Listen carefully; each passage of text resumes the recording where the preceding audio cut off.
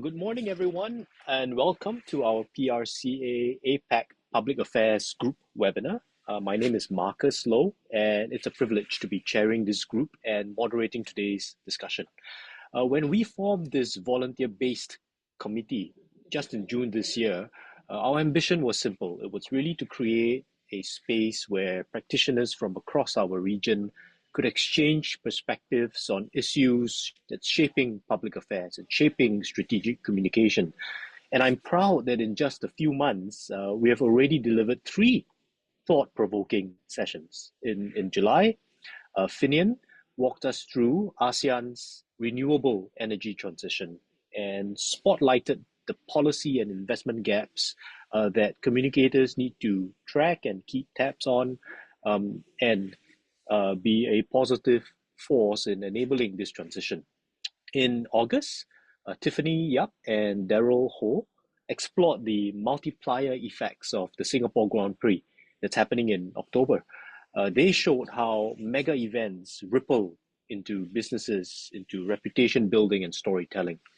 And today, we're really pleased to have two of my fellow committee members, Paulo Soriano, Senior Director for the Philippines at Vero, and Wai Leong Tang, Senior Partner at Age Advisors Clerical, to anchor our third webinar. Together, we'll turn to the dynamics of digital political engagement across Southeast Asia and what it portends for public affairs and strategic communicators. So to start, let me just share a couple of data points. We have a median age of around 30 in Southeast Asia. More than 60% of individuals in this region are active on social media.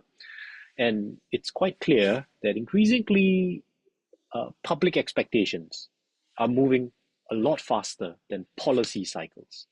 And I think this creates an opportunity for credible engagement, but it also risks misinformation, sentiment swings, political sensitivities, and in fact, we're seeing several of these forces playing out in Indonesia, in the Philippines, and more recently also in the Thai and Cambodian border situation.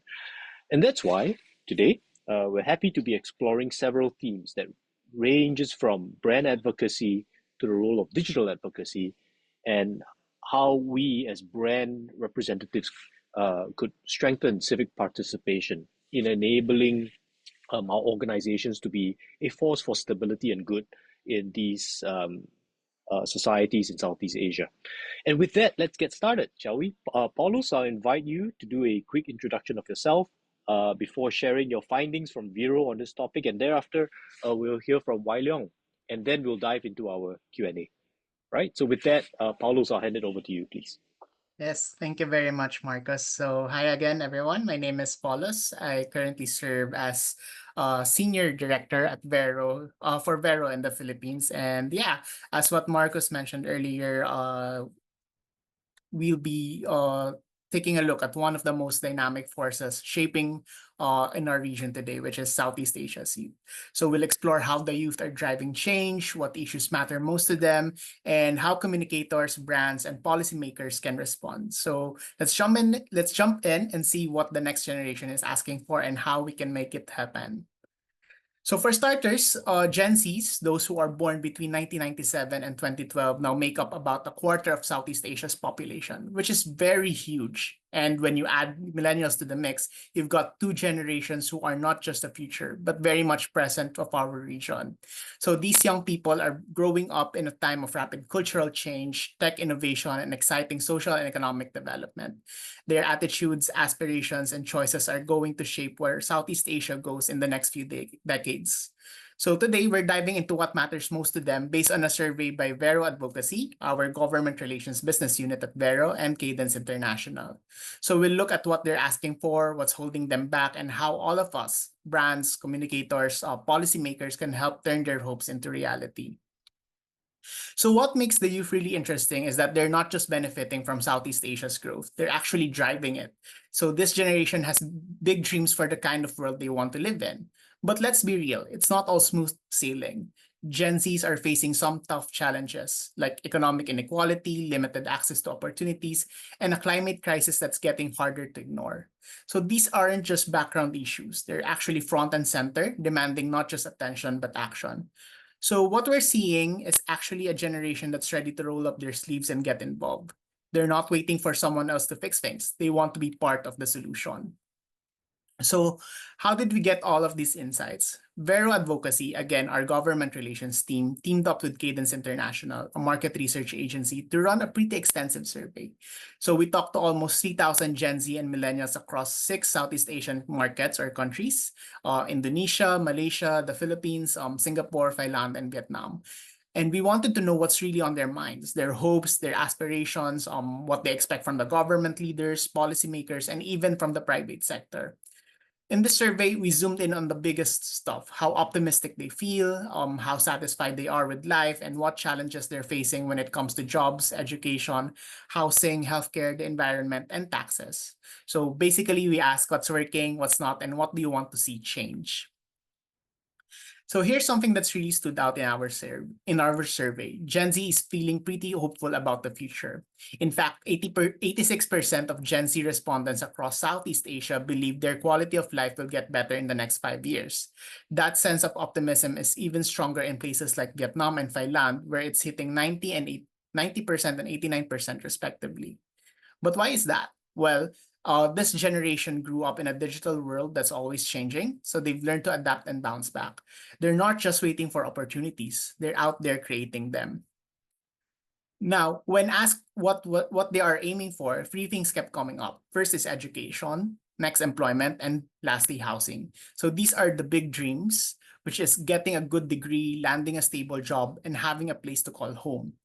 But the irony is, these are also the areas where young people are hitting the biggest roadblocks. Whether it's expensive tuition, tough job markets, or sky-high costs for housing, these challenges are front and center in their lives. So while the aspirations are clear, the path to getting there is anything but easy. And that's where the conversation needs to focus. How do we help bridge that gap? First, let's talk about jobs, because for Gen Z and millennials in Southeast Asia, this is a huge concern. In Indonesia, 88% of Gen Z and 89% of millennials say employment is a major issue. In the Philippines, it's not far behind, with 79% of Gen Z and 87% of millennials feeling the same way.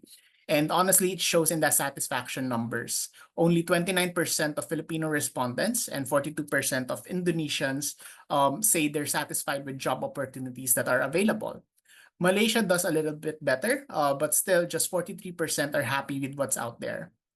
On the flip side, youth in Vietnam, Singapore, and Thailand are feeling a bit more positive with satisfaction rates above 50%. So there's definitely a gap across the region, and it's something we need to pay attention to if we want to keep young people engaged and optimistic about the future. Next is education. This is another big area where Gen Zs are feeling the pressure. In Indonesia, Thailand, and the Philippines, more than two-thirds of the young people are worried about getting access to quality education. 73% in Indonesia, 69% in Thailand, and 65% in the Philippines. Across all 6 countries, the average satisfaction rate with education is just 51%. Singapore stands out as the exception, with 63% of respondents saying they're satisfied, and for them, access to quality education isn't as big of a concern. But for most of the region, the biggest barrier is cost. High tuition fees are making it tough for students to get into good universities and colleges, which means a lot of talented young people are missing out on the qualifications they need to compete in today's job market. So while education is a top priority, it's also a major hurdle, and it's something that needs real attention if we want to unlock the full potential of this region's youth. Next is housing. It's another big point, especially in market like Singapore, where the property market is not just the most expensive in Southeast Asia. It's actually one of the priciest in the world. No surprise, because affordable housing is the top concern for young Singaporeans, and satisfaction with current options is pretty low at 47%. The situation isn't much better in the Philippines or Malaysia, where only 31% and 38% of respondents, respectively, are satisfied with their housing options. For a lot of young people, rent and home ownership eat up a huge chunk of their income, making it really tough to live independently. which, let's face it, is a huge deal for a generation that values autonomy and self-sufficiency. Even in Thailand, where satisfaction is a bit higher at 53%, there are still big concerns about finding affordable places to live in locations that actually make sense for work and life. So across the region, affordable housing isn't just a dream. It's a real challenge that's shaping how young people see their future. Okay, so now let's round out the big policy areas with healthcare, the environment, and taxes. First up, healthcare actually scored the highest satisfaction rating among all six policy areas, with 57% of youth saying they're really happy with what's available. But even then, affordability is still a big worry, especially for vulnerable groups. Young people want to make sure quality care stays accessible for everyone and not just for those who can afford it. When it comes to the environment, satisfaction drops below half. A lot of respondents pointed to a lack of public awareness as major obstacle. And as climate change becomes more real, think like rising sea levels, extreme weather, young people are feeling that anxiety. So it's not just about the planet; it's about their own economic stability, food security, and quality of life. And lastly, there's tax. Only 42% are satisfied with how taxes are managed. It's not exactly the top concern for most, but the low satisfaction rates tells us that youth are starting to pay more attention to financial fairness and transparency in government. Even if it's not front of mind, it's definitely on the radar. And actually, if I may share, in the Philippines over the weekend, we had mass protests in different locations in Metro Manila against corruption and demanding accountability from government officials on taxes. And the loudest voices that can be heard, may it be from on ground or in social media, for that movement are actually from the youth. So at the heart of it all, Southeast Asian youth are really hoping for three things. First is better education. Second, good job opportunities. And lastly, a shot at affordable housing. These aren't just wish list items. They reflect a deep desire for growth and stability. And young people want to build a future where they can thrive, feel secure, and have the freedom to make their own choices. So what does this mean for all of us, whether we're in government, business, or the community? It's simple. If we want to support the youth, our public policies and corporate initiatives need to line up with what they actually want and need. That means listening to their aspirations, understanding their challenges, and making sure our programs and policies help them build the future they're dreaming of. And when we get this right, we're not just helping young people, we're setting up the whole region for long-term growth and stability. Turning youth's hopes into reality isn't a one-person job, of course. It's a team effort. Young people are looking to their governments for real leadership and action. It's up to policymakers to create the conditions where youth can thrive, where their voices are heard, and their contributions matter. But it's not just about the government. The private sector, companies, and brands also play a huge role. They have the power to shape opportunities, support policy initiatives, and help build the future landscape of youth in Southeast Asia. So if we want to make a real difference, both sides needs to step up. Governments need to lead and businesses need to actively support and complement these efforts. And that's how we create an environment where young people can truly succeed. Again, Southeast Asia's youth aren't just sitting back and hoping things will get better. They're actively demanding it. Their optimism isn't passive. It's a sign that they're ready to get involved and help shape the policies that will define their future. What do they want? First, again, quality education, fair job opportunities, affordable housing, and a society where transparency, equity, and sustainability aren't just buzzwords. They're actually the norm. The message is clear. It's up to governments and businesses to step up and meet these expectations because this generation isn't just waiting for change. They are actually leading the change. So before we close, I want to highlight what some of my colleagues at Vero Advocacy had to say because it really sums up why this conversation matters. First, Kun Inc. reminds us that Southeast Asian youth are the driving force behind the region's growth. For governments and policymakers, it's not just about listening. It's about actively improving young people's lives and living standards and opportunities. Our shared future, oops, sorry. And our shared future depends on empowering this generation. And for Kunwin, employment, education, and housing aren't just personal goals. They're the foundation for collective prosperity. So if we want Southeast Asia to reach its full potential, we have to tackle these challenges head on and make sure that growth is both sustainable and inclusive. So these aren't just nice words, actually. They are actually a call to action for everyone in the room.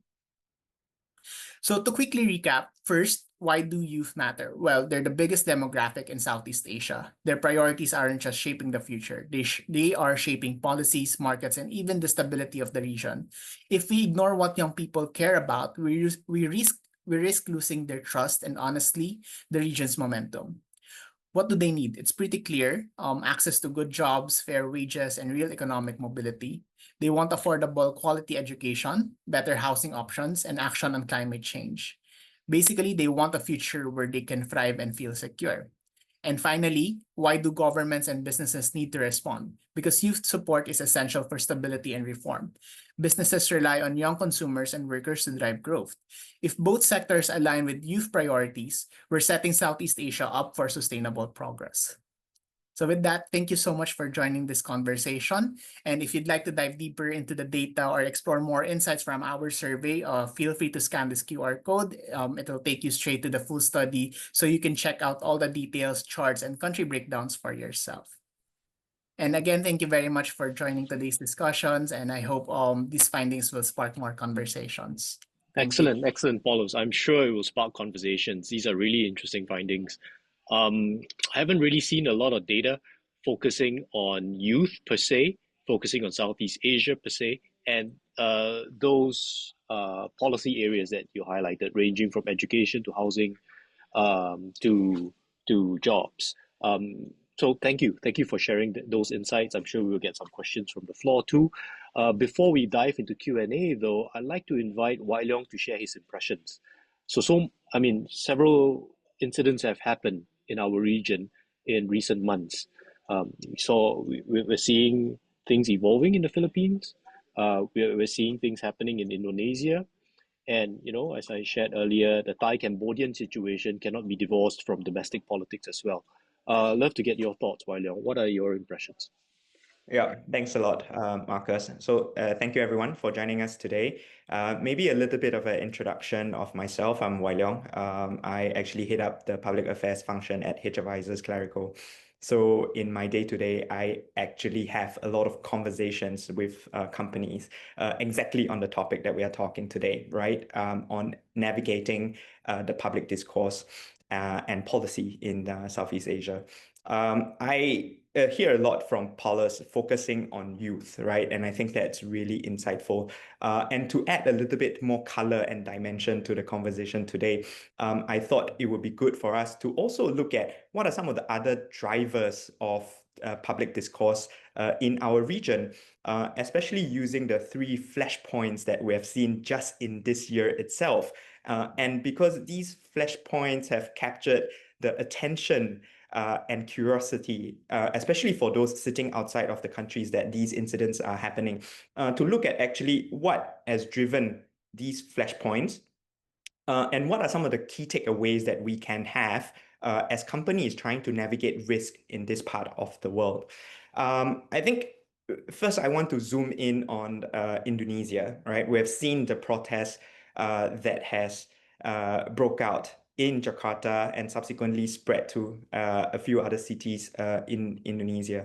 A lot of what has been the trigger or has been reported so far or discussed online so far has really been the inequality of the allowances that the member of parliaments were getting, especially for their housing, versus what the lowest rank of the workers receiving minimum wage. And the gap is about 10 times of what we see. So a lot of what has been the driver of the protests in Indonesia has been this request for transparency and accountability, right? Transparency of how the government budget is being allocated, as well as accountability to make sure that the people who are supposed to represent them in parliament are not too detached from the day-to-day struggles that the people have. But I think what is very important to also understand what is happening in Indonesia did not happen overnight. A lot of the underlying undercurrent or dissatisfaction has actually been simmering. I think for those who are following Indonesia, you would remember even earlier this part of the year, there was a hashtag that went viral, Indonesian Gelap, that means dark Indonesia, right? So that again was driven by people's dissatisfaction with budget cuts. So as we can see, what is happening in Indonesia in terms of the public discourse at this point in time is a lot of dissatisfaction with the condition of their living, as well as how that translates into inequality and subsequently the demand for transparency and accountability that became a flashpoint that we see in the country today. I think primarily just based on how we have been helping our clients analyze and also keep track of the situation. Students, youth plays a very important part of what is happening in Indonesia, but I think it goes beyond that, right? It is actually demands from a broader societal base who are driving some of these requests for transparency and accountability as well. We have seen labor groups coming in.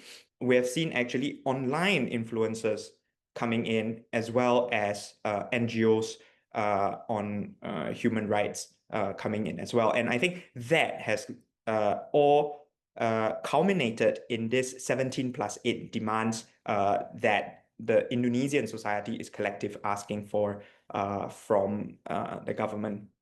So as we can see with the flashpoint in Indonesia, the drivers were youth, workers, the online community that is gaining a lot of influence in terms of amplifying some of the dissatisfaction across the region, as well as the civil society. So I think that drawing from the case of Indonesia is what we see. And I also want to draw some of the parallels of what is happening in the Philippines at this point in time. I think Paulus has mentioned, right? I mean, over the weekend, there has been protests in Manila. And I think we see several similar themes that is happening between Indonesia and Philippines, right? The sense of inequality, the sense of accountability by lawmakers, driven by the perception of corruption. I think that's where we see a lot of similarities between the two countries and how they have actually turned into flashpoints itself. I think what has transpired in the Philippines is quite interesting, right? Because even before the protests that happened on Sunday, what we had seen online is people actually taking on responsibilities to call out Nepo babies, right? Which are essentially the offsprings of perceived corrupted company owners or lawmakers. And the online community has actually taken onto themselves to call out these inequalities in order to raise awareness of the unfairness of the system. But as we can see, as some of the conversations happen online, they then took on a life offline when the protest happens. And the protest, again, youth were a big part of those who turn up for the protest. But it wasn't just limited to youth itself, right? The clergy was involved and was actually very vocal about what was happening. Families were also involved. What this means is that in the Philippines right now, we are seeing a greater scrutiny of companies that are getting projects directly from government, right? Be it infrastructure development or any other public projects, are getting the kind of scrutiny whether or not the processes that they have gotten these projects are fair and transparent. So this theme of transparency and accountability, we see that driving a lot of the flashpoints in Indonesia and Philippines, and potentially also spreading to other parts of the world if we do see, economic growth stalling or the inequality gap between the richest and the poorest in the country widening. So I think that is something that is worth watching out for in our region. I think the last flashpoint that I wanted to zoom in a little bit more, because it also shaped a lot of the conversations with my client, is the border tensions between Thailand and Cambodia. So while we see that some of the drivers in Indonesia and Philippines has been transparency and accountability, what we saw in the example of Thailand and Cambodia was actually nationalism. And this is quite a potent mix, right? As we can see, tensions not only happening on the physical level, but we also see tensions happening at the emotional level. And I think that is what we are seeing in the Thai-Cambodia border conflict. What has transpired as risk for a lot of companies is that a boycott movement is currently happening in both countries, right? And it implicates not only Thai brands and Cambodian brands, it also implicates international brands. What we have been seeing in Thailand and Cambodia is in each of their society, they have been boycotting companies from the other side or perceived to have been producing materials from the other side. So for example, in Thailand, they have been boycotting Cambodian products and vice versa. But we are also seeing international companies that seemingly have products that are being produced in Thailand and imported in Cambodia, for example, Coca-Cola, that are also facing the same kind of boycott. And I think what is also very interesting is opportunists taking advantage of the emotions and nationalism that is running high in Cambodia and Thailand right now to also run misinformation campaigns. And the misinformation campaign is not just run by the interested parties directly in the conflict. For those who are following the conflict itself, you would see both sides, their military and government, have been taking different channels, including online, to try and shape certain conversations. But we are also seeing rival brands of companies taking on the opportunity to frame some of the brands in negative ways in order to encourage the boycott itself. So we are also seeing misinformation taking on an additional dimension that is driving public discourse or public tension in our public spaces itself. So I think from this incident, these three flashpoints that have characterized a big part of our region for this year, we are seeing clear winners and losers, right? Of course, there are things that we can do to navigate and to mitigate this risk itself. But generally, we do see that driving a huge part of what is happening this year. So with that, Marcus, I return the time over to you. Happy to hear what questions the audience might have or questions that you might have to take this discussion further.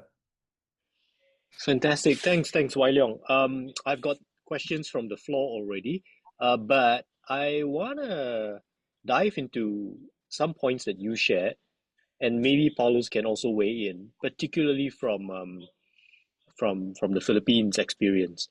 So first to Wai Leong, in addition to protest around dissatisfaction arising from corruption and all that in the Philippines and in Indonesia, as you shared, there have been reports around de-Jokoization. Some analysts have observed that you have the vaccinations of Jokowi loyalists. Sri Mulyani was one of them. Nadiem Makarim was charged for suspected corruption. Project aspirations around the move of the capital from Jakarta to Nusantara, which is now not so clear as to what's the path forward.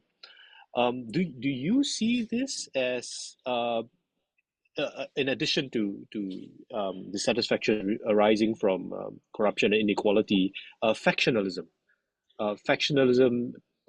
politics coming to the fore?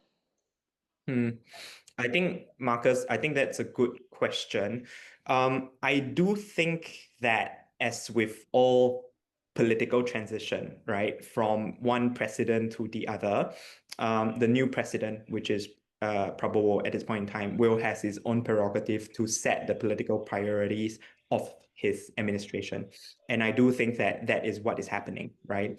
I think that there are two things that Prabowo has made it very clear, one of which he has already mentioned during his political campaign, which is the free meals for schools. And we can see that continuing even as he took on the position of president. So I think that is one of his political priority. The other political priority that we are seeing has been centered around Danantara, the formation of Danantara, which is the equivalent of the Temasek or GIC, taking state resources to invest so that they can get better returns that can then be used for the benefit of the country itself. So I would say that Prabowo has been very clear on his political priorities, and that is to be expected of a new president, and especially for a seasoned politician such as Prabowo, we as watchers of Indonesia has also expected him to be his own man, right? Even though there were some questions whether or not he will continue to be in the shadow of the previous president. So I think that's what we are seeing at this point in time. In terms of what has happened in the recent times with the cabinet changes, right? I do think that there is a lot of conversation and speculation as to why some of the decisions have been made, but I don't think that at this point in time we are seeing factionalism happening in Prabowo's government at this point in time. Prabowo has made a very conscientious effort to build a big tent for his coalition government. In fact, the criticism in the country for his government right now is that there is no credible opposition because all the big parties have joined his government. Co-opted. Exactly, right? And that is what we are seeing. So even in the latest announcement, when he came out to put a lid on the violence that we have seen in the recent Jakarta protests, he was being flanked, right, by the leader of the house, Puan, who is the daughter of Megawati, to show that actually he has the support of the political parties, right? So I don't think that factionalism at this point in time is a major concern, but it's more of how do we then balance the aspirations of all the political parties within his Big Ten, right? And I think that is something that everybody is watching to see at this point in time.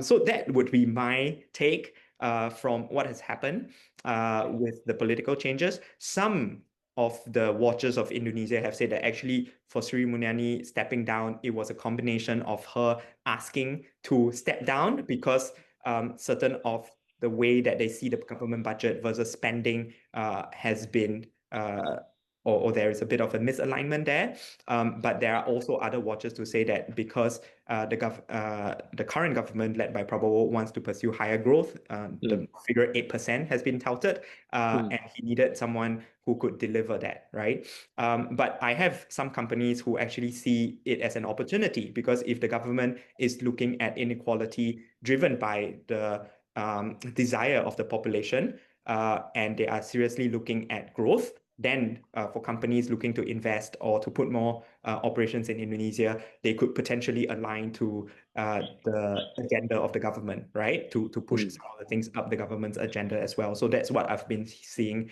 in some of my clients too. Absolutely, and I think particularly with growth comes active state intervention to ensure that the unevenness resulting from growth is shared.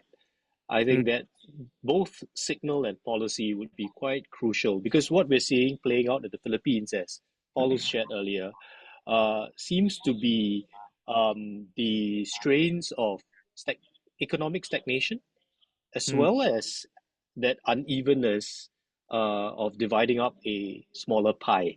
I'd like to invite Paulos to weigh in here because this question that's coming from the floor is relevant to that, right? So we've spoken quite a bit about the aspiration of our youth and what they're looking for.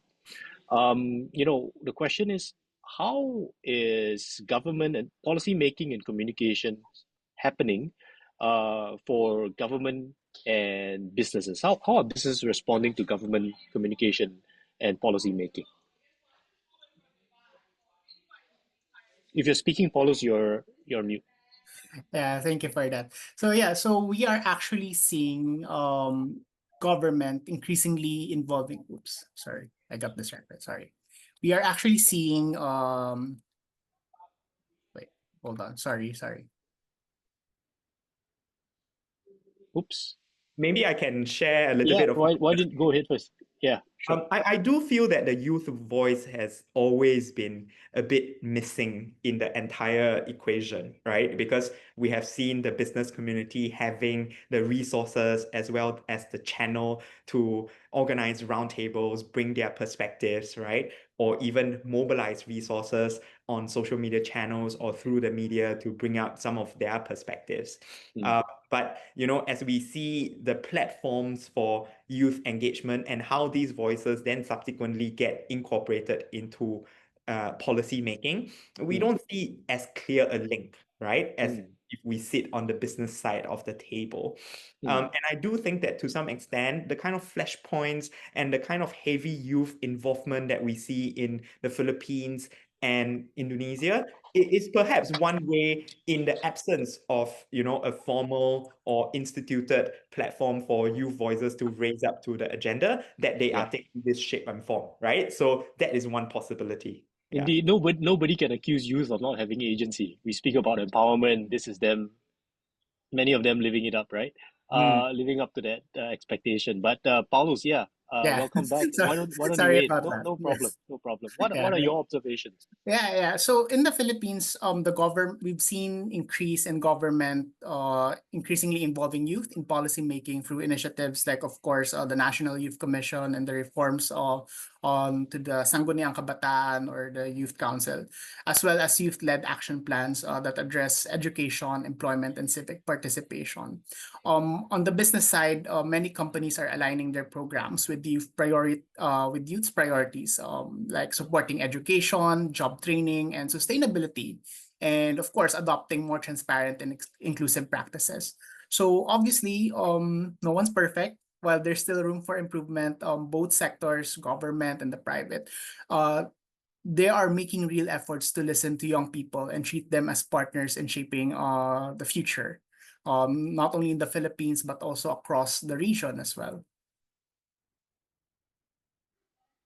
Okay, thanks, Paulos, and thanks, Aldrin, for posing that question. I wanna we've spoken a lot about the why and the what. I'd like to dive into the how. And one of the agendas for public affairs professionals is to really keep our fingers on the pulse and understand what's going on, perhaps even to be confident enough to get ahead of the curve before things happen. What are both of your thoughts around the use of, listening tools, data of seemingly disconnected dots, joining them up to help the organizations that you represent make sense of these political volatilities to safeguard reputation? Mm. Uh, Wilo, you want to go first? Yep, sure. So I think at the end of the day, when we approach flashpoints, right, what we need to have is data to help us make decision, right? So imagine if you're a company in Cambodia or Thailand right now, you are under boycott. Everything that you post online gets a ton of negative criticism. Your natural instinct would be to try and close off all the comments, not to speak, and wait for things to pass on, right? But then the question would be, when it comes to a judgment call as to when things have already calmed down and you can, communicate again, right? Or when you can advocate again. I think that's where we take on data from monitoring, right? We take on data from listening. And I think the tools today are good enough for us to get understanding of how things are escalating or de-escalating just based on the volume of online chatter. It is also good enough for us to get a glimpse of what are some of the key concerns are, so that if we are communicating, then we can sidestep some of the landmines that would bring on negative emotions or backlash, right? So the way that I would approach it is, we do have tools that give us data sets to make decision. And I think that is the crux of how we have been managing a lot of these flashpoints. Mm. Building on, okay, maybe I'll invite Paulus to weigh in now regarding the listening tools and data that you use to enable companies to get ahead of that curve. Yeah, so as Wei Leong mentioned earlier, Mm. we do have a good set of social listening tools. But I think more than that, we also need people who know how to read between the lines, track what's trending, spot fake news early, especially during political conversations or discussions, and be Mm. ready to respond with facts, sometimes also with empathy. The goal is actually not to is to stay credible and not get swept up with the chaos. But of course, it's also about picking your battles and being authentic, of supporting causes that align with your brand's values, but don't pretend to be something you're not. So we need to in a way, partner also with credible groups, amplify the voices, especially in this case, the youth, and focus on making a positive impact. So if you are genuine and you are really listening, people will notice. But if you're just jumping on a trend, definitely there is some expectations that they will call you out. Mm, mm. You know, I want to get your insights here. In Singapore, we had our general election this year, and Channel News Asia and several news publications found that nearly 50% of visible online commentary, especially on social media, emanated from fake accounts, many of them bots. And it's not just, you know, a pro or against one party, it's against both the ruling party as well as comments attacking the largest opposition party in Singapore. So 50% of bots activity and account profiles. Do you think that this is going to be the norm moving forward? Do you think what are the implications of this with regard to organic sentiment analysis, sentiment ventilation from common folk like you and me? I think, you know, at the end of the day, misinformation and, you know, fake accounts that drive some of these have been an issue for a very, very long time, right? And I think which is why in Singapore there are laws to protect against that, right? Either through the government effort or through the effort by the tech companies to clamp down on bots on their channels. These are existing efforts to clamp down on the issue itself. There are varying degrees of success and effectiveness as to these measures, but we have not seen the total stemming out of misinformation entirely, right? Which means that even as these measures are ongoing, there is still an onus on the internet users, on the social media users themselves, to be vigilant against some of these misinformation that has happened. I think as businesses, it is very hard to also determine what are genuine and what are misinformation that are being directed at you, right? We have actually seen in Indonesia this huge concern of what we call black campaigns, right? It can be launched by rivals. It can be launched by, you know, people against you in order to have smear campaigns against the company products, and that has real impact on your operations. So I would say that, you know, this dimension that is happening online will continue to persist despite existing efforts, and that's just a reality that we have to grapple with.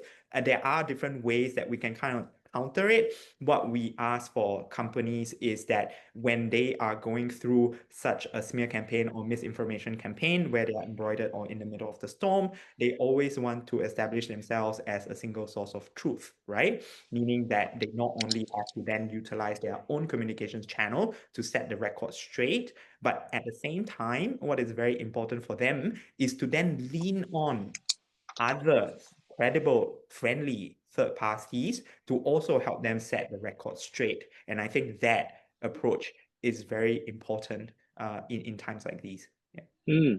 Thanks, Wai Leong. Paulus, any thoughts? Oh, by the way, Paulus, there was a question from Sweta about this connected topic.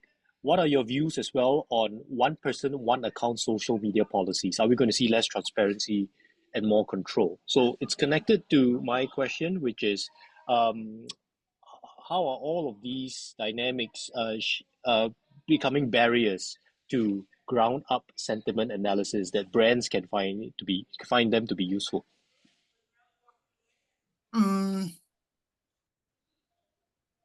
Personally, I think one person, one account is ideal. I mean, because there's this definitely there's the thought of accountability and transparency.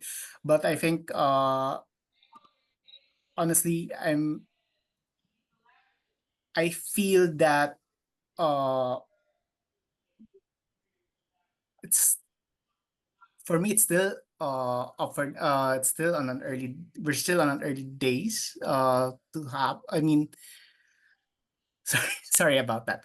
I feel that it's still there's still a lot of discussion that needs to happen for this Mm, one person, one account policy, social media policy to happen. Because at the mm, end of the day, the control of creating an account is, I mean, the social media pages, they have, of course, obviously set up guidelines of and use of limiting the number of accounts to be created by attributed to one person or created by one person.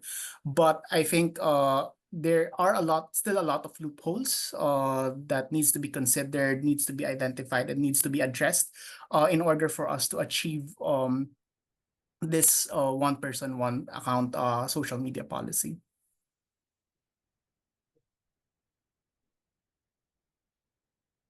Marcus, you're on mute, by the way. Oh, okay. Yep, I'm back. Sorry, I got logged off for a while. I don't know what happened, but Paulos, I got your point. I hear you. My personal view is one person, one account, if it's authenticated, could add to more transparency rather than less transparency, um, fulfilling the spirit of social media engagement and networking. But those are my thoughts. Yeah. I want to move down to the next point regarding multi-stakeholder policy creation. So we spoke about like communication and avenues to engage youth and bring them into the conversation. And Paulus, you shared a couple of examples of what's being done in the Philippines. What is the role of the private sector? What is the role of the local enterprises? So it's not foreign interference; it's local enterprises looking at causes that matter to their employees, that matter to that's aligned with their values, in rallying support amongst youth for causes in their markets. What are your observations? Yeah, so I think allow me to step back a little. So policy in Southeast Asia often happens behind closed doors, but the best ideas come when everyone's at the table, and that includes the youth, the civil society, businesses, and the government as well. So as communicators, regardless if you are in a private or public sector, or even public affairs professionals, where we are the bridge builders, so we can create spaces, may it be online or offline, where people actually talk to each other, not just at each other. So we help translate policy, speak into real talk, and we have to make sure that the right voices are heard. So I think it's about building trust and making sure no one's left out of the conversation is what's important here. Okay, Wai any thoughts? I think it built resilience for the company and its reputation, really. Mm, If they can't be seen as the bridge, right, to the youth, their aspiration, as well as the national priorities. And we actually see it in some of the things that our clients do, right, as part of their operations. They might have a need where they sense that in the market there is a technical skills gap. They then have initiatives in order to plug the gap and at the same time generate employment, which then is aligned to the country's objectives and also aligned to mm, what Carlos has shared, right? Employment opportunities. mm, So that I think increases the resilience of the company and their reputation. Why? Because at the end of the day, it then increases the affinity of the company and their rootedness to the country itself. And especially in times of crisis, when the company gets highlighted or gets alleged to be doing something that is not in their favor, these are the affinity and relations and the goodwill that they have built up that they can then bank on to help them tide through. Meaning that if they had built a solid reputation, that helps to insulate them from attacks when those attacks do happen. So I do think that the ability for companies to be able to do that is actually good, right? Not only for operations, but also for a reputation point of view. Okay, thanks, Wai Leong. I want to just double click into Paulus's sharing earlier regarding an unmet aspiration among youth, and this is focused on affordable housing. I want to go into this because there seems to be that opportunity for private sector to play a bit of a role. Zooming into a country like Singapore, public house, 80% of people live in government-funded housing, HDBs, Housing Development Board homes. Yet, Singapore lags behind Thailand and Vietnam in terms of satisfaction rates of affordable housing policies in Singapore.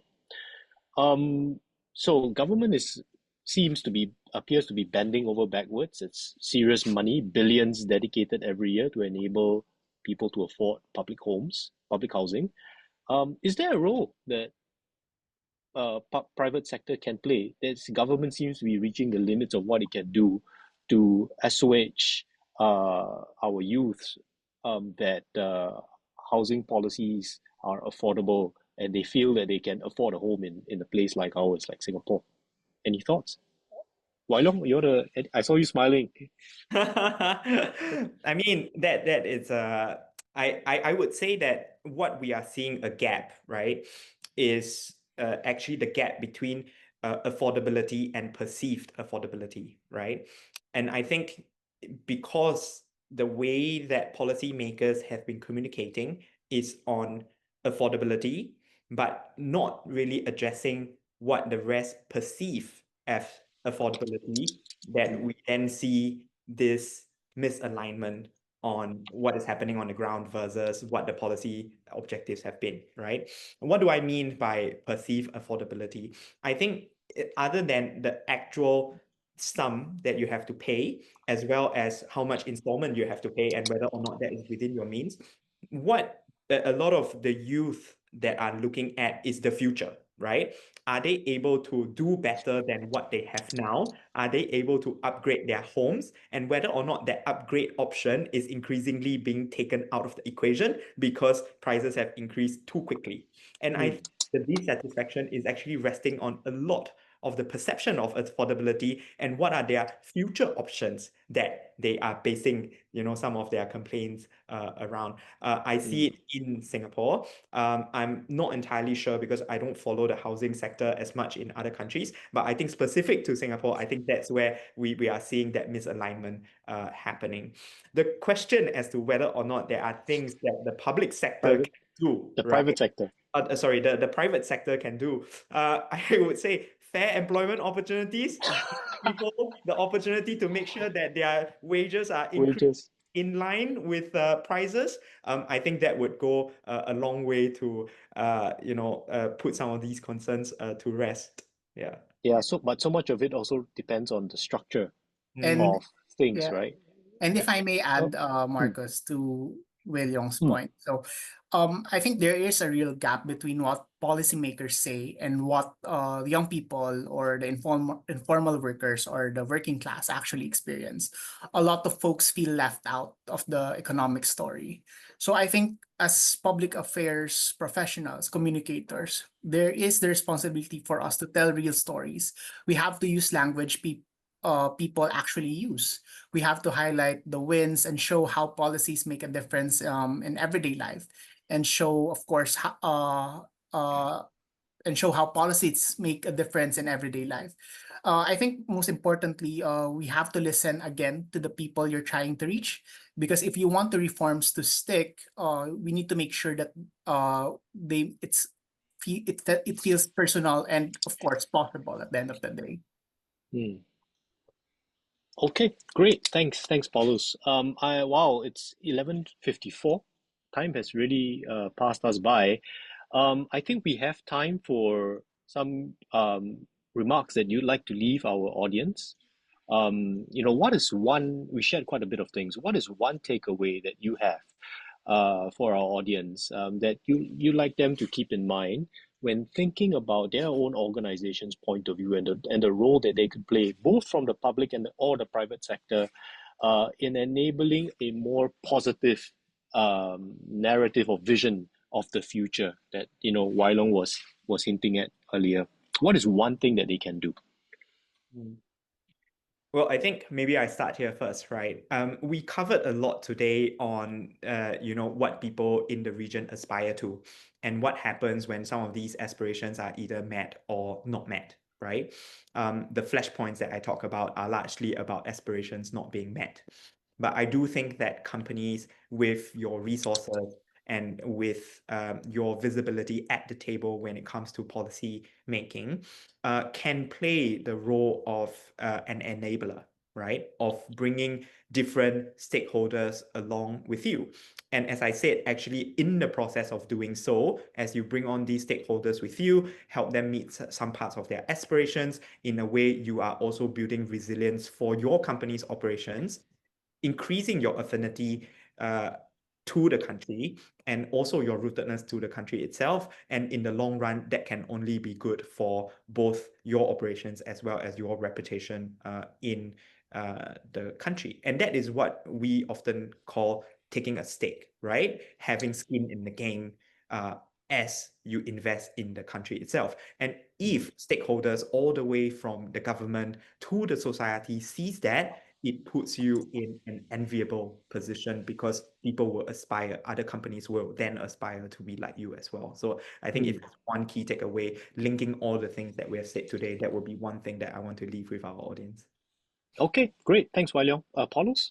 Yeah, for me, it'll be very short. The message is clear from the survey, from the insights we've learned from here. The message is very clear. Now it's up to the governments and businesses to step up and meet these expectations. Because especially for the youth today, they are not again waiting. They are not just waiting for change. They are actually leading the change. So we have to be proactive. We have to listen more. We have to be very intentional about the policies and the programs that we will be implementing or working, because they are first and foremost the beneficiary or the key stakeholders rather of these initiatives, and of course again they are leading the change of this region. Excellent, excellent. That's a great summary. Thank you, Paulos, and thank you, Wai Leong. My personal takeaway, I'll just sum it up in 3 points. First, we've heard about the various evolving situations in different countries across Southeast Asia that's happening. Much of it, much of that energy is being fueled by youth, and I think Paulos's report corresponds with that level of energy that's being exhibited across these different markets, and these are real forces. Whether it is, as Wai Leong mentioned earlier, calls for transparency, fairness, accountability, or even nationalism. And I think public affairs professionals need to, it would be great for public affairs professionals to keep this in mind, that these are actually real forces at play that could affect real business decisions. Secondly, we spoke about the future and what's perceived and what's real. In many ways, it's going to be a contest of ideas. It's going to be a contest of narrative and a contest for the view of the future. Public affairs professionals can make a contribution to help organizations to win that contest, win those ideas. And what we want to see happen at PRCA is for these wins to result in a positive view of the future. And to Wai Leong and Paulos's point, that view and narrative needs to be believable. And in order for that to be believable, stakeholdership is so important. There is no, that's when the rubber hits the road. When others view you as an organization to have a stake in their well-being and the well-being of the society in which you are operating in, your narrative becomes believable, your view becomes believable, and there's a much higher chance that you could get ahead of the curve or even shape the forces that you're faced with in your respective society. So I think it brings back, it rounds up the entire conversation quite nicely, and those are my three takeaways built on the wisdom of both my colleagues, Wai Leong and Paulos. Thank you so much to the both of you for sharing your thoughts. We will be distilling these exchanges in our newsletter, which we will share by the end of this month to all members in our community. And this video will also be uploaded to the PRCA TV YouTube page. So keep a lookout for that. I'd like to also give a shout out to an event, a face-to-face event that's happening on the 8th of October, where our public affairs group has been playing an important role in making happen. It's the Corporate Affairs Forum that's happening at the American Club. PRCA APAC is doing this in conjunction with Public Affairs Asia, and we are honored to have a guest of honor grace us with his presence. This is the Minister of State for Community, Culture and Youth, Mr. Bayam King. He's going to be our guest of honor for the Corporate Affairs Forum this year. And we look forward to welcoming all of you to join us at the forum. I think you can still sign up for it. We'll leave our link below here. So with that, this wraps up our third webinar by the Public Affairs Group. If you have friends in the community who are members of PRCA, who want to speak, who want to share your thoughts, who want to contribute to thought leadership and making our agenda, realize our agenda of bringing government policies and strategic communicators a lot closer together, we welcome you to nominate them, share their profiles with us, and we're happy to have them on our channels. We believe in celebrating a diversity of perspectives and expertise as what you've seen today, the result of in this webinar. So with that, thank you so much, Wai Leong. Thank you so much, Paulos. Have a wonderful week ahead, everyone. Bye-bye.